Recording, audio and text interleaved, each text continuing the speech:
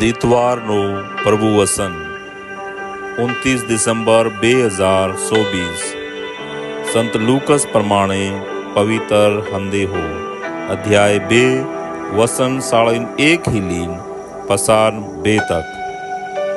ઈસુના આઈબા વરેવર પાસ્કો તહેવાર કરવા હારું યેરુસલેમ જાયા કરતા હતા.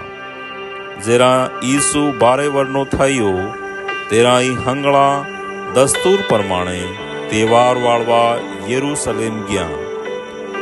તહેવાર કરીને ઈ ઘેર જવા પાસા ફર્યા તે ઈસુ તેનાના આઈબાના અણજાણ્યામાં પસાડી છૂટી ગયા. તેનાએ વિચાર કર્યો કે તો હાથવાળા હાથે આવતો હે. એમ કરતા જઈને આખો દાડો ચાલ્યા અને હાંજની હગા હોઈ અને ઓળખીંદામાં ખોળી કરી.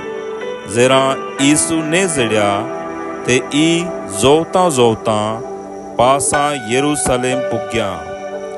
3 દાડા પસાડી તેનાએ ઈસુને મંદરમાં મોટા મોટા પંડા પૂજારા ના વશમાં બેઠીલો તેનાની વાતે સાંભળતો અને તેનાહી સવાલ કરતો ભાળ્યો. હંગળા સાંભળવાવાળા ઈસુની અકલ અને જપાવ સાંભળીને બકળી રહ્યા હતા. તેના આઈબાને યો ભાળીને ગજબ લાગ્યું અને તેની આઈએ તેની કહેદો, બેટા તે અમું હાથે એવું કેમ કર્યું? દેખ, તારો બા અને હું કેતરા દખી થઈને તને જોઈ રહ્યા હતા. તેને આપણા આઈબાહી કહેદો, તમો મને કેમ જોઈ રહ્યા હતા? કેમ તમો યો નહીં જાણતા કે મને મારા બાને ઘેરમાં હોવો જોઈએ? પણ ઈસુની વાત પેલાને સમજે ને પડી.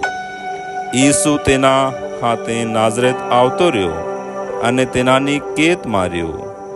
તેની આઈએ ઈ હંગળી વાતે આપણા મન માયલામાં અડધે રાખી. ઈસુ મોટો થતો ગયો, તેની અકલ અને ડીલનો વધારો થતો ગયો.